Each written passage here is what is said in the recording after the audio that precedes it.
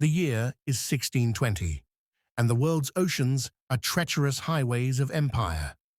Along their waves sail Spanish galleons heavy with silver from Peru, Dutch ships bristling with cannons as they carve out trading routes in Asia, English privateers eager for plunder, and French traders carrying furs from Canada.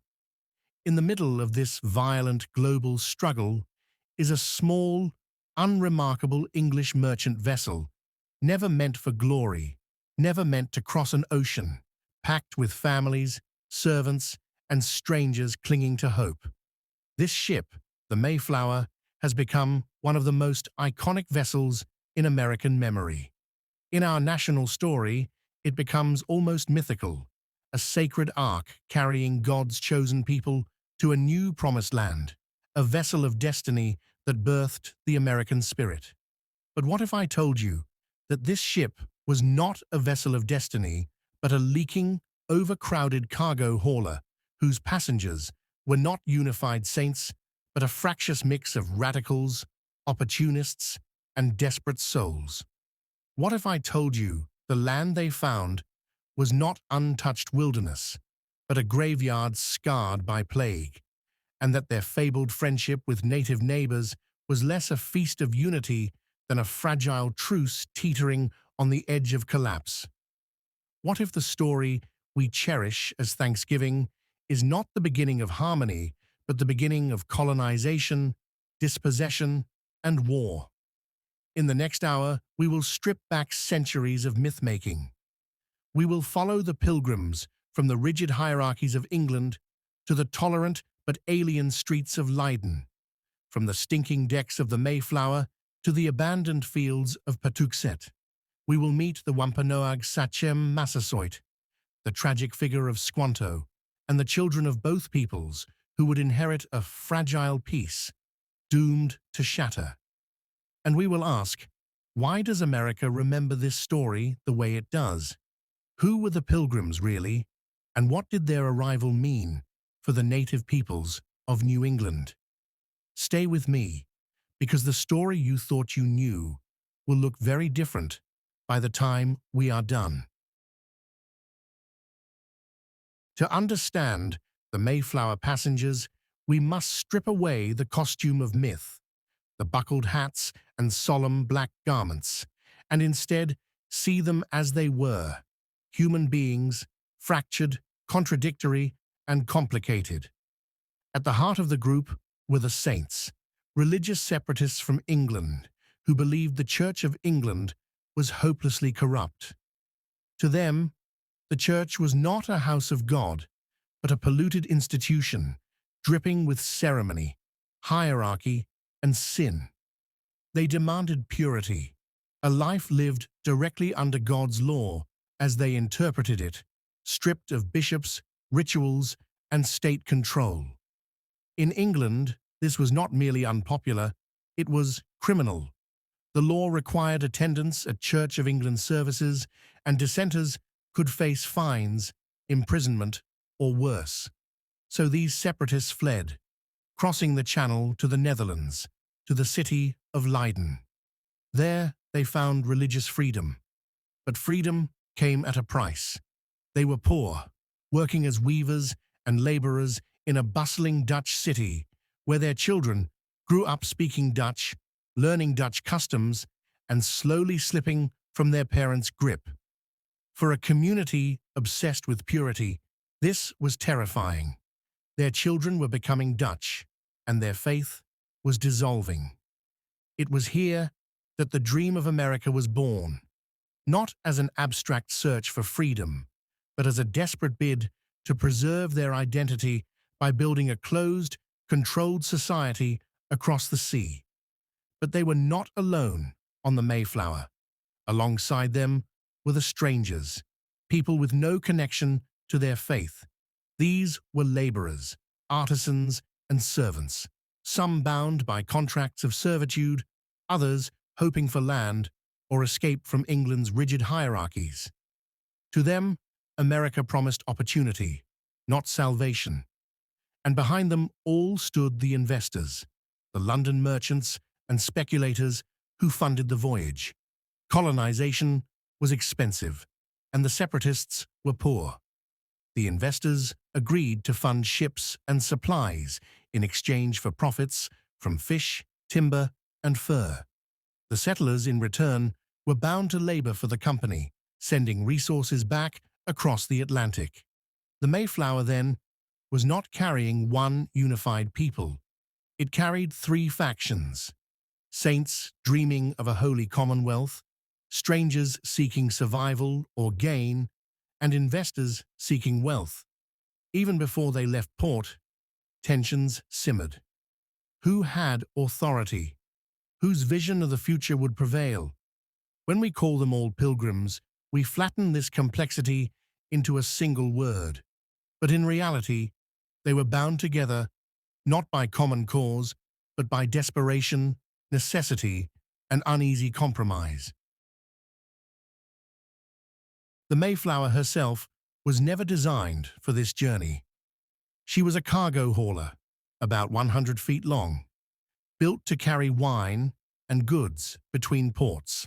When the smaller Speedwell proved unseaworthy, all 102 passengers plus about 30 crew crowded aboard the Mayflower.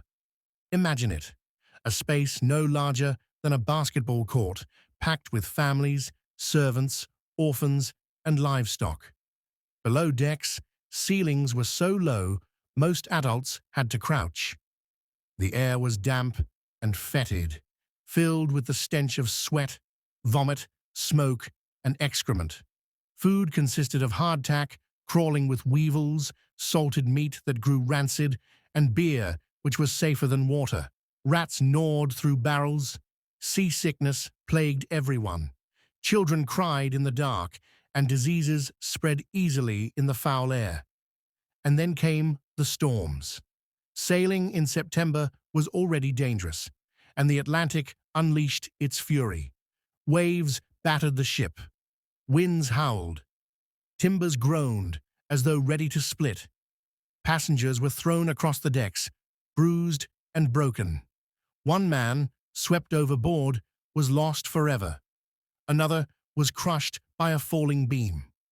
At one point, the ship's main beam cracked, threatening to doom everyone, until passengers used a massive iron screw they had brought to shore up the structure. The journey dragged on for 66 endless days, far longer than anyone expected. By the time they spotted land, the passengers were weak, sick, and desperate. Yet relief turned quickly to despair when they realized they were far north of their intended destination. Their charter was for Virginia, near the Hudson River. Instead, storms had driven them to Cape Cod. This meant they had no legal right to settle there, no authority, no government. Immediately, disputes broke out. Some strangers declared they would not obey the separatist leaders. To prevent chaos, the passengers drafted the Mayflower Compact, a brief agreement to form a government and obey its laws. Today, it is hailed as a foundation of democracy, but in reality, it was a desperate truce, a fragile attempt to hold a divided community together. They had survived the ocean, but now they faced a winter in a land they did not know, with half their number already weakened. Their true ordeal was only beginning. To the Pilgrims, the land they stepped onto seemed providential. Cleared fields ready for planting, fresh water, and abandoned villages. To us, it might seem a miracle. But the truth was darker. This land was not a wilderness. It was a graveyard. Only a few years earlier, European fishermen and traders had carried plague to these shores. The disease, perhaps smallpox, perhaps leptospirosis, spread with terrifying speed. Native communities had no immunity, and mortality was catastrophic. Some villages lost 75 to 90% of their people. Entire communities vanished. In some places, survivors were too few to bury the dead, and bones lay exposed in the fields. For the Wampanoag, it was devastation beyond imagining. For the Pilgrims, it was providence. William Bradford wrote that God had cleared their way. They believed the land had been prepared for them. They raided abandoned corn stores to survive and even dug into native graves to steal provisions. To them, it was necessity. To the native peoples, it was desecration. This context is essential. The Pilgrims did not enter an untouched land. They stepped into the ruins of a civilization already devastated by European contact. The landscape they saw as empty was in fact emptied, a silence born of death. And in that silence, they began to build. The Pilgrims were not alone for long. The Wampanoag, though devastated, still lived in the region. Massasoit, their sachem, faced a dire choice. His people were weakened, their enemies, the Narragansett, were strong, and into this precarious balance came the English, strange and dangerous newcomers. At first, the Wampanoag observed from a distance. They saw the Pilgrims burying their dead at night, hiding their weakness. They saw them stumble through the snow, clumsy in their new world. Nearly half the colonists died that first winter. To the Wampanoag, this weakness made them less threatening, but perhaps also useful.